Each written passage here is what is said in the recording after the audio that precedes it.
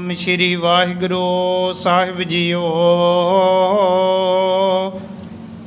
ਕਹਿਓ ਸ਼ਹੀਦ ਸੁਨੀਜੀਏ ਜਿਮ ਚਹਿ ਬਨਾਵੈ।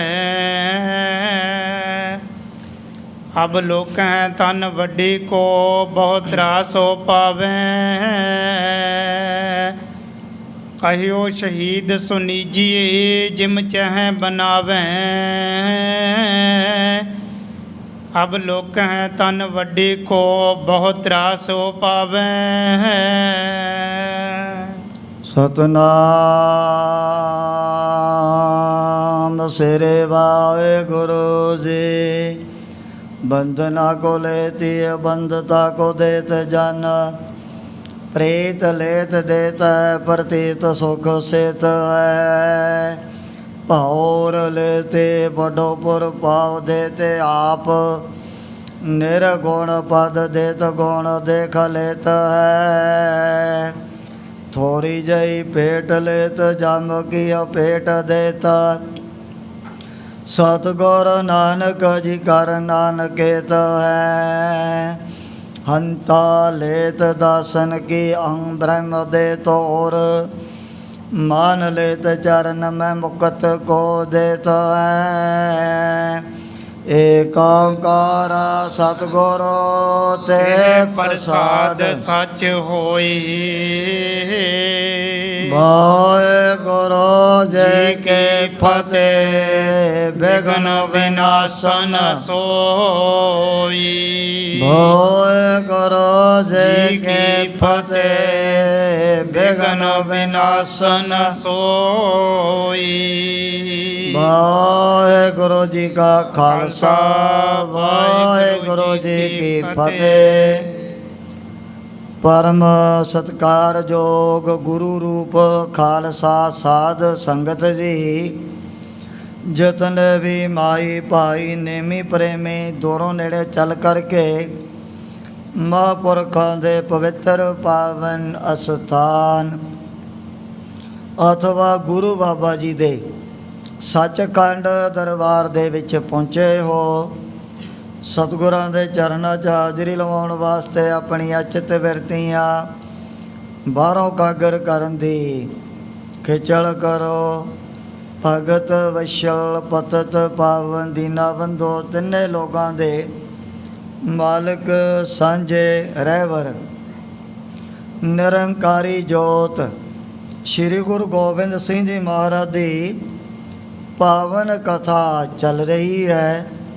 पिछले प्रकारों दे विच असीं यह विचार सरवण कीती।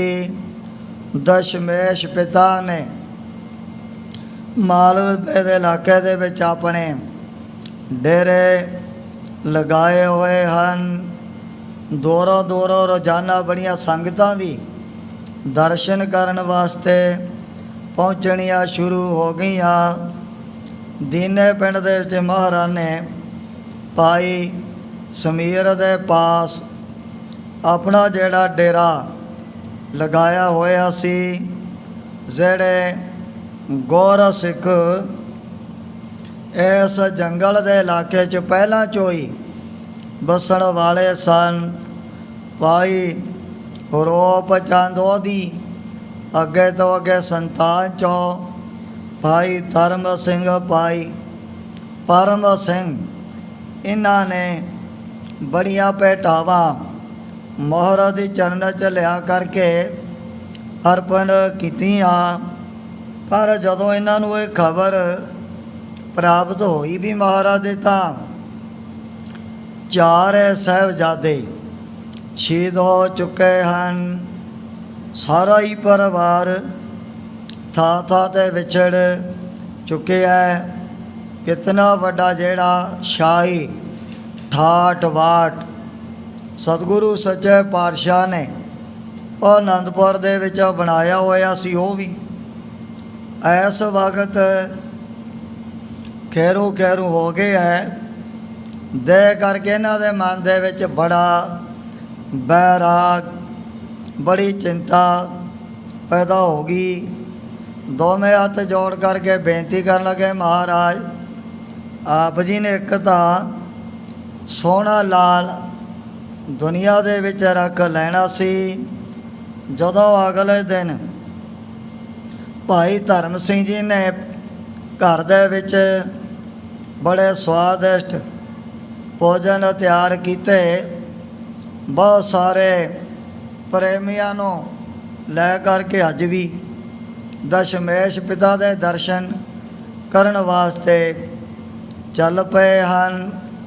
ਇਹ ਸਾਰੀਆਂ ਸੰਗਤਾਂ ਜੋਟੀਆਂ ਬਣਾ ਕਰਕੇ ਗੁਰਬਾਣੀ ਦੇ ਸ਼ਬਦਾਂ ਦਾ ਕੀਰਤਨ ਵੀ ਕਰਿਆ ਕਰਦੀਆਂ ਸੀ।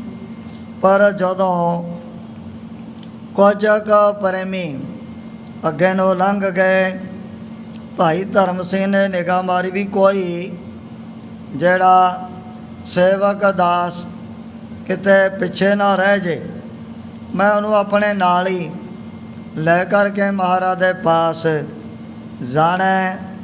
ਜਦੋਂ ਇਹਨਾਂ ਨੇ ਪਿੱਛੇ ਗਰਦਨ ਘੁਮਾ ਕਰਕੇ ਨਿਗਾਹ ਮਾਰੀ, ਬੜਾ ਚਰਜ ਕੌਤਕ ਭਾਈ ਧਰਮ ਸਿੰਘ ਜੀ ਨੂੰ ਦਿਸਿਆ ਸੀ ਵੀ ਇੱਕ ਸ਼ਹੀਦ ਸਿੰਘ ਬੜੀਆਂ ਕਰਾਮਾਤਾਂ ਸ਼ਕਤੀਆਂ ਨੂੰ ਧਾਰਨ ਕਰਨ ਵਾਲਾ। ਪਹਿਲਾਂ ਤਾਂ ਉਹਨੇ ਆਪਣੇ ਜਿਸਮ ਦੇ ਉੱਪਰ ਸਫੈਦ ਰੰਗ ਦਾ ਬਾਣਾ ਪਾਇਆ ਹੋਇਆ ਸੀ। ਦੇ ਦਿਆਂ ਉਹ ਜਿਹੜਾ ਲਿਬਾਸ ਪੀਲੇ ਰੰਗ ਦੇ ਵਿੱਚ ਬਦਲ ਗਿਆ। ਥੋੜ੍ਹੀ ਦੇਰ ਤੋਂ ਬਾਅਦ ਦੇਖਿਆ ਵੀ ਇਹ ਬਸਤਰ ਹੁਣ ਲਾਲ ਰੰਗ ਦੇ ਹੋ ਚੁੱਕੇ ਹਨ। ਭਾਈ ਧਰਮ ਸਿੰਘ ਜੀ ਨੇ ਪਾਸ ਜਾ ਕਰਕੇ ਸਾਰੀ ਗੱਲਬਾਤ ਪੁੱਛੀ। ਉਸ ਸਮੇਂ ਇਹ ਸ਼ਹੀਦ ਸਿੰਘ ਕਹਿ ਲੱਗਿਆ ਵੀ ਦੇਖ, ਮੇਰੇ ਵਰਗੇ ਉਹ ਲੱਖਾਂ ਦੀ ਗਿਣਤੀ ਦੇ ਵਿੱਚ ਜਿਹੜੇ ਸ਼ਹੀਦ ਧਰਤੀ ਦੇ ਉੱਪਰ ਘੁੰਮਦੇ ਰਹਿੰਦੇ ਹਨ, ਬਹੁਤ ਸਾਰਿਆਂ ਦੀ ਜਿਹੜੀ ਸੇਵਾ ਦਸ਼ਮੇਸ਼ ਪਿਤਾ ਦੇ ਚਰਨਾਂ 'ਚ ਹਰ ਵਕਤ ਲੱਗੀ ਰਹਿੰਦੀ ਹੈ।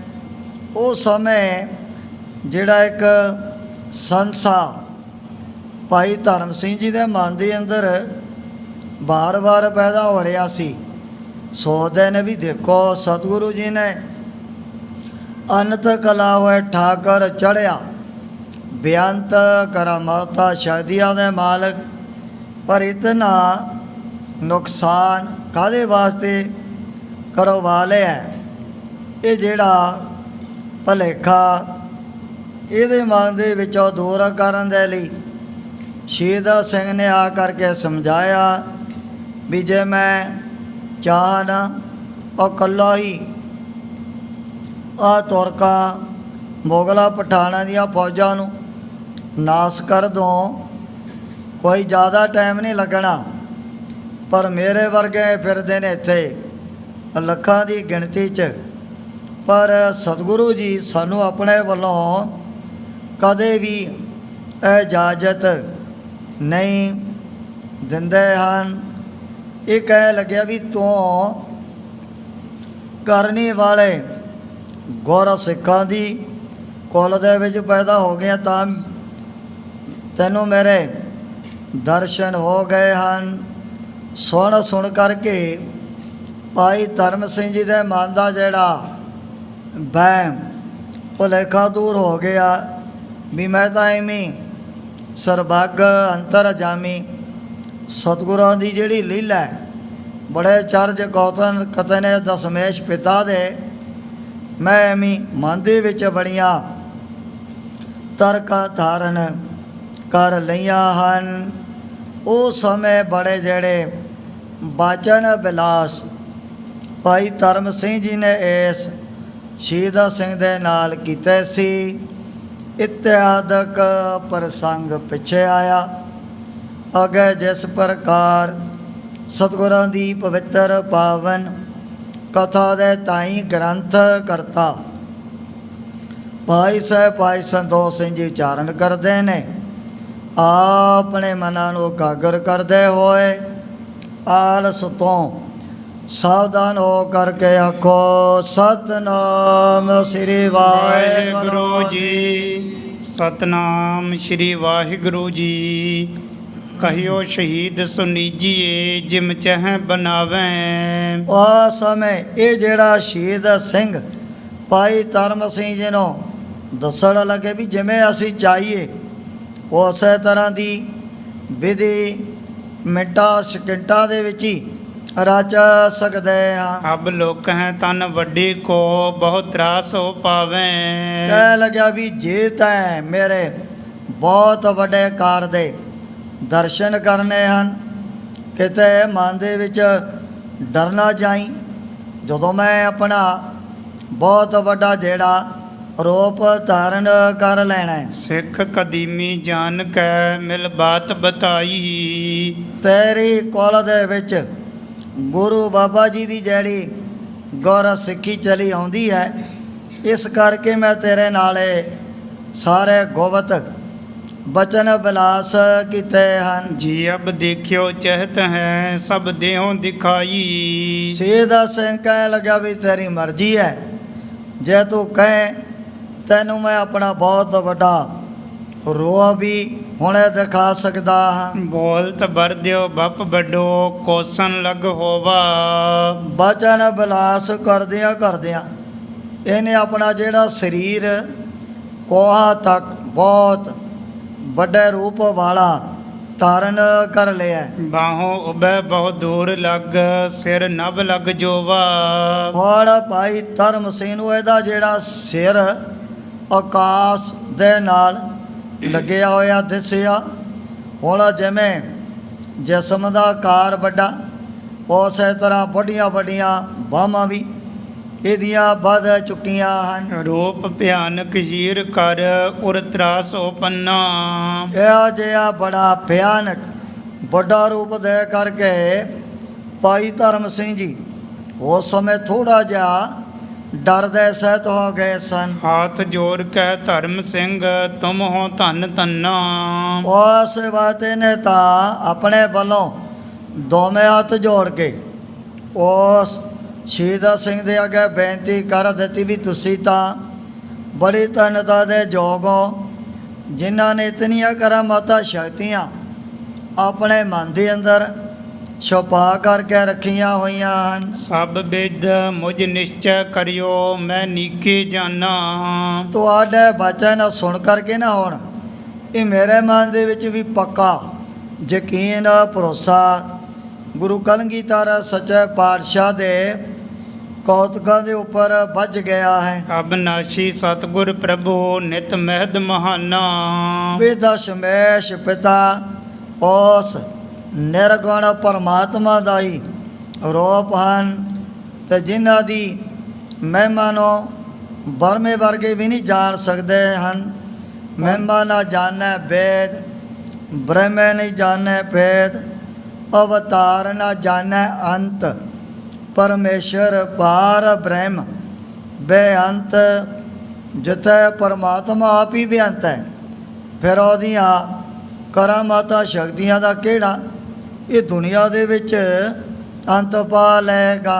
ਉਨ ਸ਼ਹੀਦ ਤਨ ਸ਼ੁਭ ਕਰਿਓ ਸਭ ਸ਼ਕਤ ਦਿਖਾਈ। ਕਰਾਮਾਤ ਸ਼ਕਤੀ ਦਿਖਾ ਕਰਕੇ ਨੇ ਆਪਣਾ ਜਿਹੜਾ ਪਹਿਲਾ ਵਾਲਾ ਰੂਪ ਧਾਰਨ ਕਰ ਲਿਆ ਸੀ। ਸੁਧ ਰਿਧੀ ਤਬ ਹੋਈ ਕੈ ਗਮਨੇ ਅਗਵਾਈ। ਉਸ ਵਕਤ ਭਾਈ ਧਰਮ ਸਿੰਘ ਜੀ ਬੜੀ ਸ਼ਰਧਾ ਭਾਵਨਾ ਨੂੰ ਮਨ ਦੇ ਵਿੱਚ ਧਾਰਨ ਕਰਦਿਆਂ ਹੋਇਆਂ ਅੱਗੇ ਨੂੰ ਚੱਲ ਪਏ ਹਨ। ਮਿਲਿਓ ਆਈ ਬੰਧਨ ਕਰੀ ਧਰ ਵਿਵਿਧ ਆਹਾਰਾ। ਜਦੋਂ ਦਸ਼ਮੇਸ਼ ਪਿਤਾ ਦੇ ਅੱਗੇ ਲਿਆ ਕਰਕੇ ਨੇ ਕਈ ਤਰ੍ਹਾਂ ਦੇ ਖੱਟ ਰਸੇ ਭੋਜਨ ਰੱਖ ਦਿੱਤੇ ਸਨ।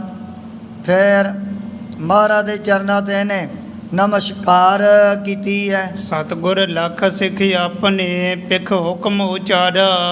ਉਹ ਸਮੇਂ ਸਤਿਗੁਰੂ ਜੀ ਨੇ ਇਹਨਾਂ ਨੂੰ ਆਪਣੇ ਚਰਨਾਂ ਦਾ ਸ਼ਰਧਾਲੂ ਪ੍ਰੇਮੀ ਜਾਣਦੇ ਹੋਇਆਂ ਇਹ ਸੰਗਤਾਂ 'ਚ ਆਗਿਆਕਾਰ ਦਿੱਤੀ ਹੈ। ਦੇਹੋ ਪ੍ਰਸ਼ਾਦ ਵਰਤਾਈ ਸਭ ਇਨ ਸਿੱਖਨ ਮਾਹੀ। ਭਾਈ ਧਰਮ ਸਿੰਘ ਜੋ ਤੋਂ ਤਾਂ ਆਪਣੇ ਘਰ ਦੇ ਵਿੱਚੋਂ ਨਾ ਇਹ ਲੰਗਰ ਪਾਣੀ ਤਿਆਰ ਕਰਕੇ ਲਿਆਇਆ। ਇੱਥੇ ਫਿਰ ਸਾਰੀਆਂ ਸੰਗਤਾਂ ਦੇ ਵਿੱਚ ਵਰਤਾ ਦੇਣੇ ਹਨ। ਮਾਨ ਸਿੰਘ ਬੰਧਨ ਕਰਿਓ ਲੇਕਰ ਤਿਸ ਖਾਹੀ। ਉਸ ਵਕਤ ਜੋ ਵੀ ਖਟ ਰਸੇ ਨਾਨਾ ਪ੍ਰਕਾਰ ਦੇ ਭੋਜਨ ਦਾਲ ਨੇ ਦਾਲਾਂ ਸਬਜ਼ੀਆਂ ਪ੍ਰਸ਼ਾਦੇ ਤਿਆਰ ਕਰਕੇ ਲਿਆਂਦੇ ਸਨ। ਇਹਨੇ ਫਿਰ ਹੁਕਮ ਪਾ ਕਰਕੇ ਸਾਰੀਆਂ ਸੰਗਤਾਂ ਦੇ ਵਿੱਚ ਵਰਤਾ ਦਿੱਤੇ ਸੀ। ਇਸ ਬਿਦ ਸਿੱਖ ਸੰਗਤ ਅਦਕ ਸੁਨ ਸੁਨ ਤਹ ਆਵੇ। ਜਿਵੇਂ ਜਿਵੇਂ ਸਤਿਗੁਰੂ ਜੀ ਦੇ ਆਉਣ ਦਾ ਇਹ ਮਾਲਵੇ ਇਲਾਕੇ ਦੇ ਵਿੱਚ ਚਾਰੇ ਪਾਸੇ ਸੰਗਤਾਂ ਨੂੰ ਵੀ ਪਤਾ ਲੱਗ ਚੁੱਕਿਆ ਸੀ। ਪੂਰਬ ਮਿਲੈ ਸ਼ਮੀਰ ਕੋ ਨਿਜ ਬਿਨੈ ਸੁਨਾਵੇ।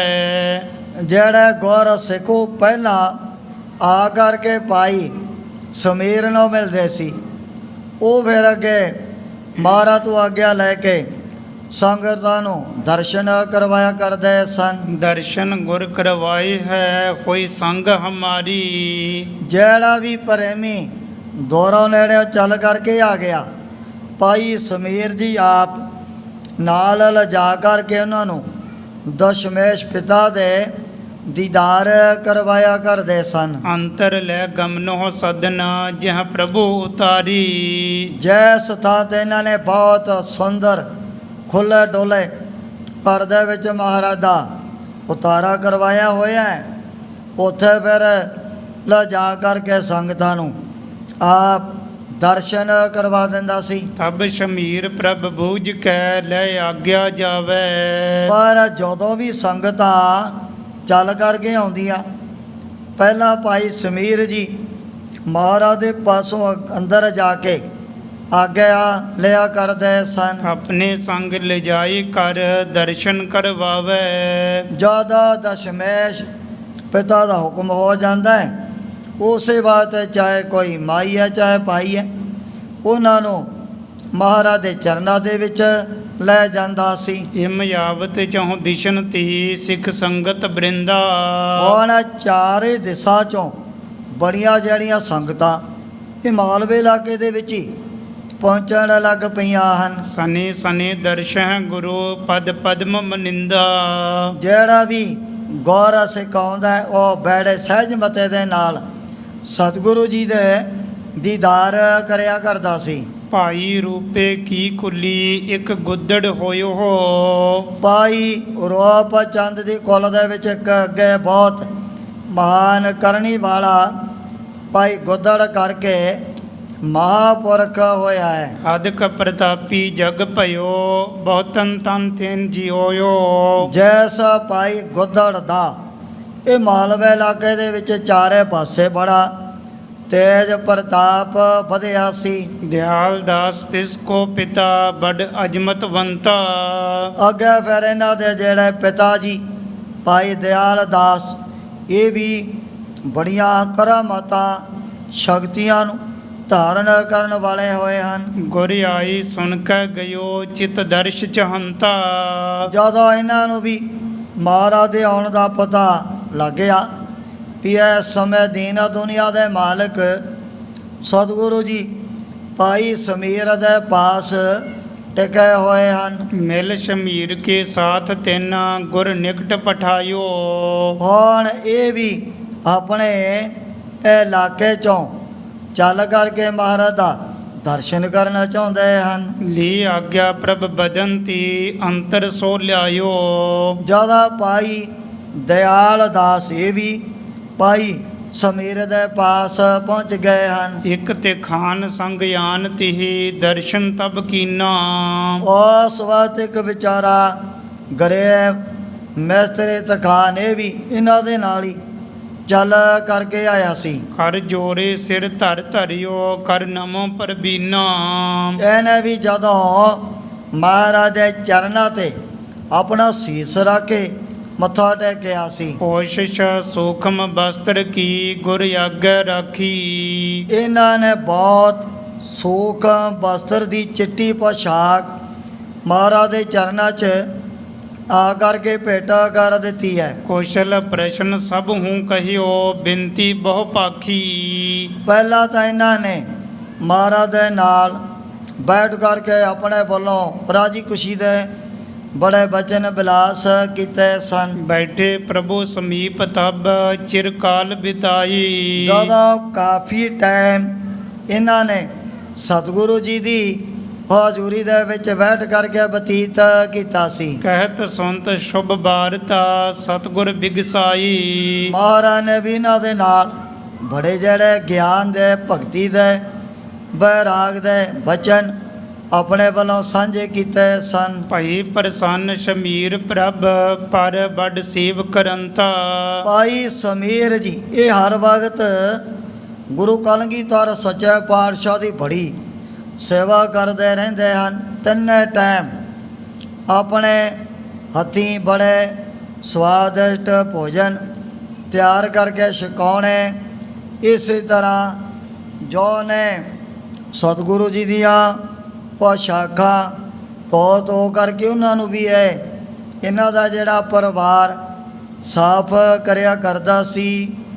ਰਹਿਣ ਦੇ ਲਈ ਇਹਨਾਂ ਨੇ ਬਹੁਤ ਸੋਹਣਾ ਜਿਹੜਾ ਪ੍ਰਬੰਧ ਆਪਣੇ ਪਿੰਡ ਦੇ ਵਿੱਚ ਹੀ ਕਰ ਦਿੱਤਾ ਹੈ। ਇਸ ਦੀ ਜਿਹੜੀ ਸੇਵਾ ਦੇ ਕਰਕੇ ਮਹਾਰਾਜ ਭਾਈ ਸਮੀਰ ਦੇ ਉੱਪਰ ਬਹੁਤ ਜ਼ਿਆਦਾ ਪ੍ਰਸੰਨ ਹੋ ਗਏ ਸਨ। ਜਲ ਭੋਜਨ ਬਹੁ ਭਾਂਤ ਕੀ ਕਰ ਤਿਆਰ ਤੁਰੰਤਾ।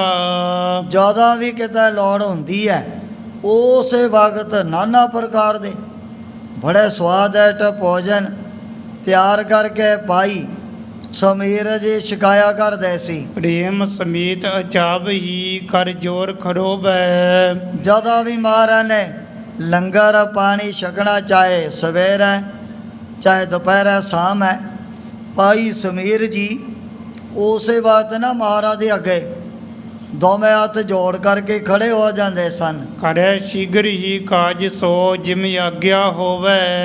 ਜੋ ਵੀ ਮਹਾਰਾਜ ਨੇ ਆਗਿਆ ਕਰਤੀ ਉਸ ਵਕਤ ਉਹ ਜਿਹੜਾ ਕਾਰਜ ਤਤਕਾਲ ਹੀ ਪੂਰਾ ਕਰ ਦਿੰਦੇ ਸਨ। ਹਵੈ ਪ੍ਰਸੰਨ ਸ਼੍ਰੀ ਮੁਖ ਕਹਿਓ ਸੁਨ ਸਿੱਖ ਸ਼ਮੀਰਾ। ਇੱਕ ਦਿਨ ਮਹਾਰਾਜ ਬੜੇ ਖੁਸ਼ ਹੋ ਕਰਕੇ ਕਹਿਣ ਲੱਗੇ, ਭਾਈ ਸਮੀਰ ਜੀ ਆ ਤੇਰੀ ਸੇਵਾ ਨੂੰ ਦੇ ਕਰਕੇ ਇਹ ਸਾਡੇ ਮਨ ਦੇ ਵਿੱਚ ਬੜੀਆਂ ਖੁਸ਼ੀਆਂ ਪੈਦਾ ਹੋ ਗਈਆਂ ਨੇ। ਦੂਰ ਦੂਰ ਲਓ ਹੋਏ ਹੈ ਕਨੇ ਥਿਰ ਕਰੋ ਸਤੀਰਾ। ਤੋ ਆਓ ਕਰ ਘੋੜੇ ਤੇ ਹੋ ਕਰਕੇ ਨਾ ਸਵਾਰ, ਜਤਨੀ ਦੌਰ ਤੱਕ ਇਹਨੂੰ ਫੇਰ ਲਏਗਾ ਵੀ ਉੱਥੋਂ ਤੱਕ ਬਸ ਤੇਰਾ ਇਹ ਰਾਜ ਭਾਗ ਕਾਇਮ ਹੋ ਜਾਣਾ।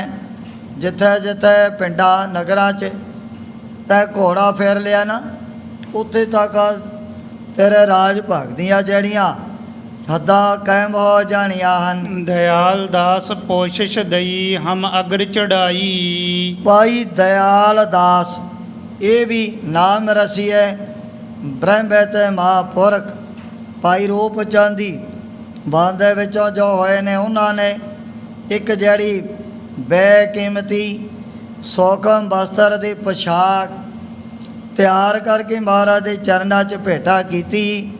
ਸਤਿਗੁਰੂ ਜੀ ਕਹਿਣ ਲੱਗੇ, ਭਾਈ ਸਮੀਰਿਆ ਆ ਜਿਹੜੀ ਪੋਸ਼ਾਕ ਤੇ ਆਪਣੇ ਸਰੀਰ ਤੇ ਧਾਰਨ ਕਰ ਲੈਣੀ ਹੈ। ਸੋ ਪਹਿਰੋ ਤਨ ਆਪਣੇ ਸਤਨਾਮ ਅਲਾਈ। ਆਪਣੀ ਜ਼ਬਾਨ ਤੋਂ ਸਤਨਾਮ ਵਾਹਿਗੁਰੂ ਦਾ ਕਰਕੇ ਜਾਪ ਆ ਜਿਹੜੀ ਚਿੱਟੀ ਦੁੱਧ ਵਰਗੀ ਪੋਸ਼ਾਕ ਤੇ ਆਪਣੇ ਜਿਸਮ ਦੇ ਉੱਪਰ ਪਾ ਲੈਣੀ ਹੈ। ਜਹ ਲਗ ਘੋਰਾ ਪੀਰ ਲਿਹੋ ਤਹ ਲਗ ਤੁਮ ਰਾਜੂ। ਦਸ਼ਮੇਸ਼ ਪਿਤਾ ਦੇਖੋ ਇਹ ਸੇਵਾ ਦਾ ਹੀ ਫਲ ਹੈ। ਭਾਈ ਸਮੀਰ ਜੀ ਹਰ ਵਕਤ ਸਤਿਗੁਰੂ ਜੀ ਦੀ ਸੇਵਾ ਦੇ ਵਿੱਚ ਹਾਜ਼ਰਿਆ ਕਰਦੇ ਸਨ। ਇਹ ਨਿਰਾਪੁਰਾ ਇਹ ਨਹੀਂ ਵੀ ਦਿਖਾਵਾ ਕਰਦੇ ਸੀ, ਨਹੀਂ। ਭਾਈ ਸਮੀਰ ਦੇ ਮਨ ਦੇ ਅੰਦਰ ਬੜੀ ਸ਼ਰਧਾ ਭਾਵਨਾ ਵੀ ਭਰੀ ਹੋਈ ਹੈ। ਇਸ ਦੀ ਸੇਵਾ ਨੂੰ ਦੇ ਕਰਕੇ ਮਹਾਰਾਜ ਕਹਿਣ ਲੱਗੇ ਵੀ ਆ ਚਿੱਟੀ ਪੋਸ਼ਾਕ ਪਾ ਕਰਕੇ ਨਾ ਜਿੱਥੇ ਤੱਕ ਵੀ ਤੈਂ ਆਪਣੇ ਘੋੜੇ ਨੂੰ ਕਮਾ ਲੈਣਾ ਹੈ। ਹੋਈ ਭਵਿੱਖਤ ਬੰਸ ਮੈਂ ਵੱਡ ਰਾਜ ਸਮਾਜੂ। ਵੀ ਆਉਣ ਵਾਲੇ ਸਮੇਂ ਦੇ ਵਿੱਚ ਆ ਜਿਹੜੀ ਤੇਰੀ ਬੰਸ ਤੇਰੀ ਕੁਲ ਦਾ ਜੋ ਰਾਜ ਭਾਗ ਉਸ ਦੀਆਂ ਆਦਾਂ ਉੱਥੋਂ ਤੱਕ ਕਾਇਮ ਹੋ ਜਾਣੀਆਂ ਜਿੱਥੋਂ ਤੱਕ ਤੂੰ ਆਪਣਾ ਇਹ ਘੋੜਾ ਫਿਰ ਲੈਣਾ ਹੈ। ਸੁਣ ਸ਼੍ਰੀ ਮੁਖ ਤੇ ਬਾਕ ਕੋ ਘਰ ਨਰ ਮਿਲ ਸਾਰੀ। ਜਦ ਭਾਈ ਸਮੀਰੇ ਨੂੰ ਦਸ਼ਮੇਸ਼ ਪਿਤਾ ਨੇ ਕਰਤਾ ਬਚਨ, ਇਹ ਕੁਦਰਤੀ ਤੌਰ ਤੇ ਉਸ ਸਮੇਂ ਆਪਣੇ ਪਰਿਵਾਰ ਦੇ ਵਿੱਚ ਚਲਿਆ ਗਿਆ ਸੀ। ਮਸਲਤ ਕੀਨੀ ਬੈਠ ਕੇ ਹੋਏ ਰਾਜ ਉਦਾਰੀ। ਹੁਣ ਸਾਰਿਆਂ ਦੇ ਨਾਲ ਬੈਠ ਕਰਕੇ ਸਲਾਹ ਕਰਨ ਲੱਗ ਪਿਆ ਵੀ ਦੱਸੋ ਮੈਂ ਇਸ ਘੋੜੇ ਨੂੰ ਕਿੱਥੋਂ ਤੱਕ ਕਮਾ ਕਰਕੇ ਲਿਆਵਾਂ। ਜਿੱਥੇ ਜਿੱਥੇ ਤੱਕ ਘੋੜਾ ਫਿਰ ਗਿਆ ਵੀ ਉੱਥੇ ਤੱਕ ਆਪਣਾ ਇਹ ਜਿਹੜਾ ਰਾਜ ਭਾਗ ਕਾਇਮ ਹੋ ਜਾਣਾ ਹੈ। ਮਾਤਲ ਹੋਤੋ ਸ਼ਮੀਰ ਕੋ ਬੇਮੁਖ ਪੰਜ ਪੀਰੀ। ਪਰ ਇਹਨਾਂ ਦੇ ਘਰ ਦੇ ਵਿੱਚ ਜੈਤੋ ਪਿੰਡ ਦਾ ਇਹਨਾਂ ਦਾ ਜਿਹੜਾ ਮਾਮਾ ਬੜੇ ਲੰਬੇ ਸਮੇਂ ਤੋਂ ਰਿਹਾ ਕਰਦਾ ਸੀ। ਸਿਆਣਾ ਹੋਣ ਕਰਕੇ ਇਹ ਤਿੰਨੇ ਭਰਾ ਆਪਣੇ ਮਾਮੇ ਦੀ ਜਿਹੜੀ ਹਰੇਕ ਗੱਲ ਸੁੱਤੇ ਸਿੱਧੀ ਮੰਨ ਲੈਂਦੇ ਸਨ। ਇਹ ਸੀ ਪੰਜ ਪੀਰੀਆ, ਵੀ ਪੰਜ ਮੁਸਲਮਾਨਾਂ ਨੂੰ ਮੰਨਣ ਵਾਲਾ ਗੁਰੂ ਜੀ ਤੋਂ ਇਹ ਬੇਮੁਖ ਬਣਿਆ ਹੋਇਆ ਸੀ। ਪਰ ਉਸ ਸਮੇਂ ਜਦੋਂ ਭਾਈ ਸਮੀਰ ਨੇ ਸਾਰੀ ਗੱਲਬਾਤ ਆਪਣੇ ਮਾਮੇ ਦੇ ਪਾਸ ਆ ਕਰਕੇ ਦੱਸੀ ਵੀ ਸਤਿਗੁਰੂ ਜੀ ਨੇ ਤਾਂ ਮੈਨੂੰ ਇਹ ਬਚਨ ਕਰ ਦਿੱਤੇ ਹਨ। ਮਨ ਹੈ ਤਿਸ ਕੇ ਕਹੇ ਕੋ ਪ੍ਰਾਤਾ ਤ੍ਰੈ ਧੀਰੀ। ਇਹ ਤੇਰਾ ਚਾਤਾਰੀ ਤੰਨੇ ਭਰਾ ਉਹਦੇ ਵੀ ਪਰਿਵਾਰ ਦੇ ਵਿੱਚੋਂ ਸਿਆਣਾ ਹੋ ਕੇ ਹੋਣ ਦੇ ਕਾਰਨ ਆਪਣੇ ਮਾਮੇ ਦੀ ਜਿਹੜੀ ਗੱਲ ਕੋਈ ਵੀ ਮੋੜਿਆ ਨਹੀਂ ਕਰਦੇ ਸਨ। ਸੋ ਬੋਲਿਓ ਤੁਮ ਕਿਆ ਭਇਓ ਜਾਣਤ ਨਹਿ ਪੀਵਾ। ਉਹ ਸਮੇਂ ਜਦੋਂ ਇਹ ਬਚਨ ਇਹਨਾਂ ਦੇ ਮਾਮੇ ਪੰਜ ਪੀਰੇ ਨੇ ਸੁਣੇ ਵੀ ਗੁਰੂ ਜੀ ਨੇ ਆ ਵਰਦਾਨ ਬਖਸ਼ ਦਿੱਤੇ ਹਨ। ਇਹ ਸੀ ਹੁਣ ਬੇਮੁਖ ਪੰਜਾਂ ਪੀਰਾਂ ਨੂੰ ਮੰਨਣ ਵਾਲਾ। ਉਹ ਕਹਿਣ ਲੱਗਿਆ ਵੀ ਤੁਹਾਨੂੰ ਤਾਂ ਗੁਰੂ ਜੀ ਦੇ ਬਾਰੇ ਅਜੇ ਤੱਕ ਕੋਈ ਵੀ ਹੈ ਭੇਤ ਪ੍ਰਾਪਤ ਨਹੀਂ ਹੋਇਆ ਹੈ। ਘਰ ਸਮਾਜ ਸੁਤਿਆਦ ਸਭ ਬਿਨਸੇ ਗੁਰਦੇਵਾ। ਹੁਣ ਜਿਹੋ ਜੀਆਂ ਖੋਟੀਆਂ ਵਿਚਾਰਾਂ ਇਹਨਾਂ ਦੇ ਮਾਮੇ ਬੇਮੁਖ ਦੇ ਅੰਦਰ ਭਰੀਆਂ ਹੋਈਆਂ ਸਨ। ਕਹਿਣ ਲੱਗਿਆ ਵੀ ਦੇਖੋ ਗੁਰੂ ਜੀ ਦੇ ਤਾਂ ਚਾਰੇ ਸਾਹਿਬਜ਼ਾਦੇ ਸ਼ਹੀਦ ਹੋ ਚੁੱਕੇ ਹਨ। ਸ਼ਾਹੀ ਫੌਜਾਂ ਨੇ ਇਤਨਾ ਜਿਹੜਾ ਵੱਡਾ ਨਗਰ ਆਨੰਦਪੁਰ ਉਹ ਜਾੜ ਕਰਕੇ ਰੱਖ ਦਿੱਤਾ ਹੈ। ਜਿਹੜੇ ਆਪਣੇ ਪਰਿਵਾਰ ਨੂੰ ਆਪਣੇ ਸਾਹਿਬਜ਼ਾਦਿਆਂ ਨੂੰ ਬਚਾ ਨਹੀਂ ਸਕੇ। ਤੁਹਾਨੂੰ ਦੱਸੋ ਇਹੋ ਜਿਹੇ ਵੱਡੇ ਵੱਡੇ ਰਾਜ ਭਾਗ ਕਿਵੇਂ ਬਖਸ਼ ਸਕਦੇ ਹਨ। ਮੁਖ ਆਇਓ ਬੋਲਤ ਰਹਿ ਤੁਮ ਸਾਚ ਪਛਾਨੋ। ਵੀ ਤੁਸੀਂ ਹਰੇਕ ਬਚਨ ਗੁਰੂ ਜੀ ਦਾ ਸੱਚਾ ਮੰਨ ਲੈਂਦੇ ਹੋ। ਜੋ ਵੀ ਉਹਨਾਂ ਦੀ ਰਸਨਾ ਤੇ ਗੱਲ ਆਉਂਦੀ ਆ ਹੋਈ ਆਪਣੇ ਮੁਖਾਰਬਿੰਦ ਤੋਂ ਕਹਿ ਦਿੰਦੇ ਹਨ। ਰਾਜ ਕੌਣ ਸੋ ਦੀਤ ਹੈ ਕਿਆ ਢਿਗ ਤਿਨ ਜਾਨੋ। ਵੀ ਜਿਹੜੇ ਸਤਿਗੁਰੂ ਜੀ ਆਪ ਹੀ ਥਾਂ ਪਰ ਥਾਂ ਸੰਗਤਾਂ ਦੇ ਪਾਸ ਆਪਣਾ ਟਾਈਮ ਕੱਟ ਰਹੇ ਨੇ। ਹੁਣ ਤੁਹਾਨੂੰ ਫਿਰ ਕਿਵੇਂ ਵੱਡੇ ਵੱਡੇ ਰਾਜ ਭਾਗਾਂ ਦੇ ਮਾਲਕ ਬਣਾ ਸਕਦੇ ਹਨ। ਸੁਨ ਬੋਲਿਓ ਲਖਮੀਰ ਤਬ ਜੇ ਕਹਿਓ ਨਾ ਮਾਨੈ। ਉਸ ਸਮੇਂ ਭਾਈ ਲਖਮੀਰ ਕਹਿ ਲੱਗਿਆ ਮਾਮਾ ਜੀ ਜੇ ਅਸੀਂ ਗੁਰੂ ਜੀ ਦਾ ਬਚਨ ਨਹੀਂ ਮੰਨਾਂਗੇ। ਹਿਰਦੈ ਕ੍ਰੋਧ ਕਰ ਗੁਰ ਬਹੁਰ ਕੁਛ ਸਰਾਪ ਬਖਾਨੈ। ਜੇ ਸਤਿਗੁਰੂ ਜੀ ਦੀ ਹੋ ਗਈ ਨਾ ਨਾਰਾਜ਼ਗੀ ਉਹ ਸਾਡਾ ਤਾਂ ਸਾਰਾ ਹੀ ਰਾਜ ਭਾਗ ਬਰਬਾਦ ਹੋ ਜਾਣਾ ਹੈ। ਤਖਤ ਮਲ ਤੀਸਰ ਕਹਿ ਕਰ ਸੀਬ ਉਤਾਰੀ। ਉਹ ਸਮੇਂ ਜਿਹੜਾ ਸੀ ਇਹਨਾਂ ਦਾ ਤੀਜਾ ਭਰਾ ਤਖਤ ਮਲ ਉਹ ਕਹਿਣ ਲੱਗਿਆ ਵੀ ਅਸੀਂ ਤਾਂ ਸਤਿਗੁਰੂ ਜੀ ਦੀ ਸੇਵਾ ਕਰਨ ਵਾਸਤੇ ਮਸਾਂ ਆਪਣੇ ਘਰ ਦੇ ਵਿੱਚ ਉਤਾਰਾ ਕਰਵਾਇਆ।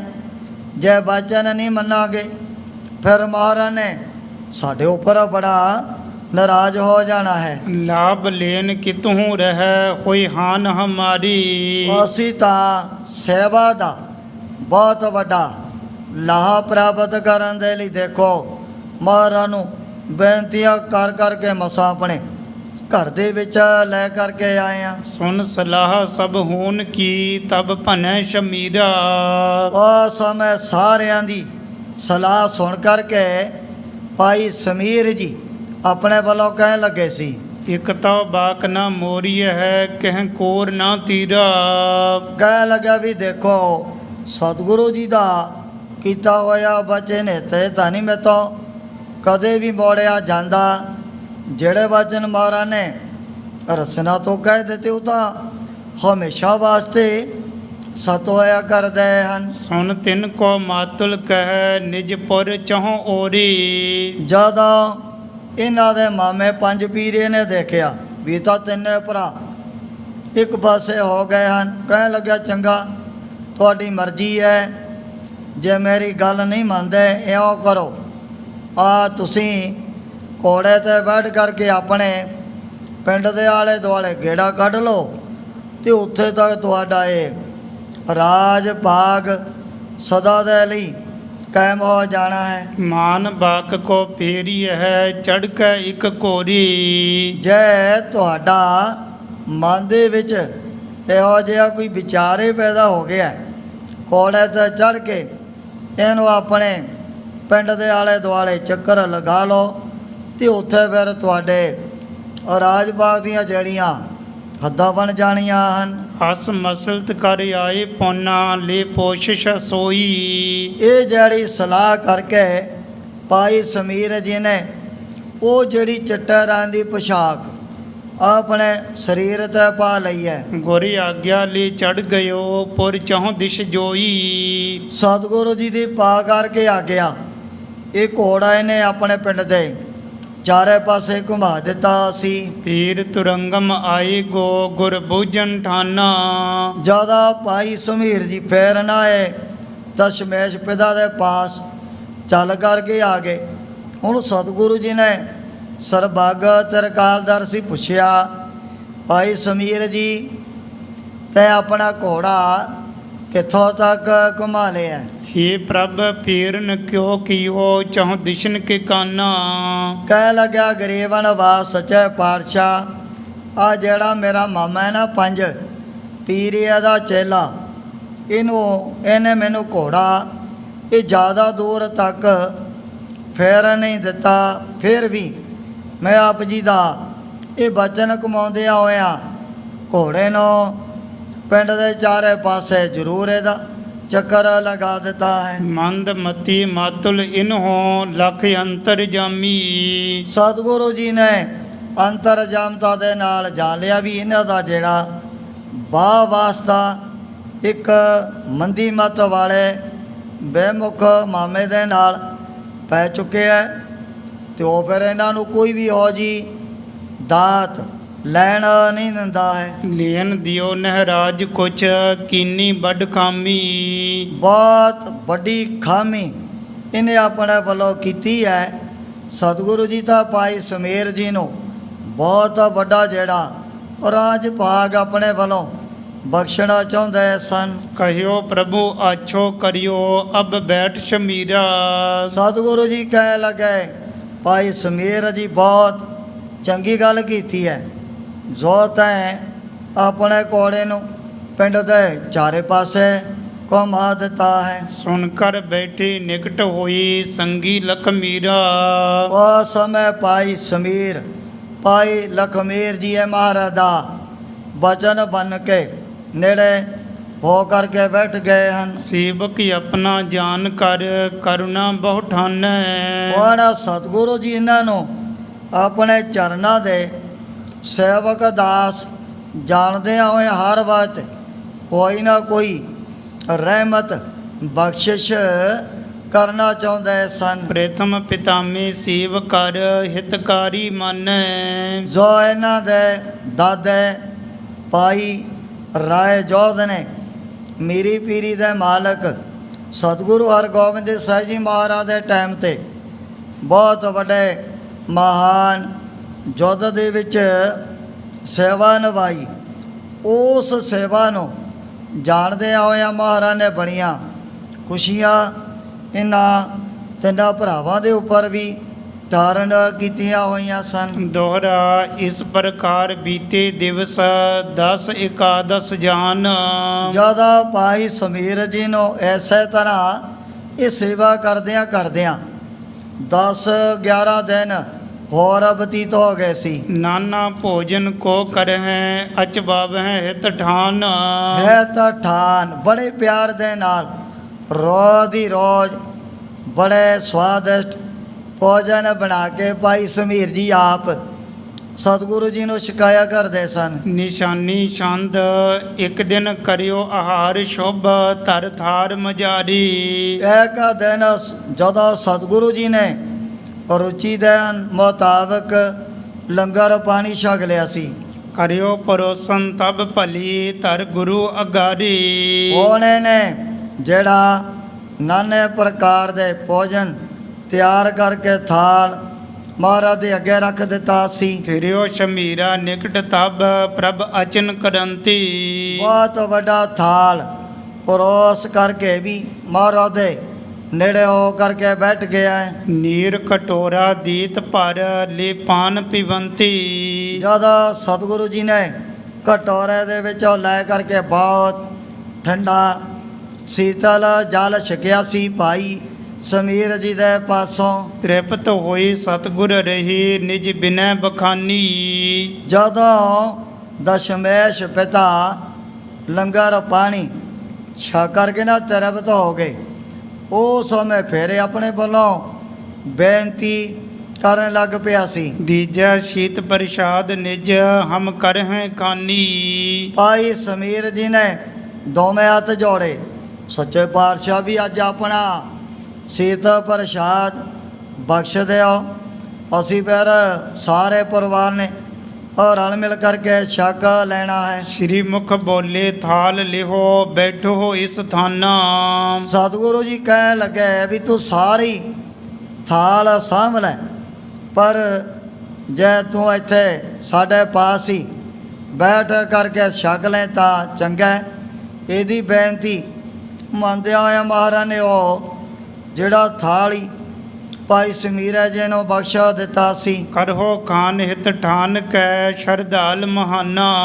ਮਹਾਰਾਜ ਕਹਿਣ ਲੱਗੇ ਵੀ ਤੂੰ ਸਾਡਾ ਬੜਾ ਸ਼ਰਧਾਲੂ ਪ੍ਰੇਮੀ ਹੈ, ਜੇ ਤੇਰੇ ਮਨ ਦੇ ਵਿੱਚ ਇੱਛਾ ਪੈਦਾ ਹੋਗੀ ਤੂੰ ਆ ਸਾਡੇ ਪਾਸ ਹੀ ਬੈਠ ਕਰਕੇ ਸੀਤਲ ਪ੍ਰਸ਼ਾਦ ਛਕ ਸਕਦਾ ਹੈ। ਕਰ ਜੋਰਤ ਬੋਲਿਓ ਬਹੁਰ ਲੈ ਕੇ ਘਰ ਜਾਵੋ।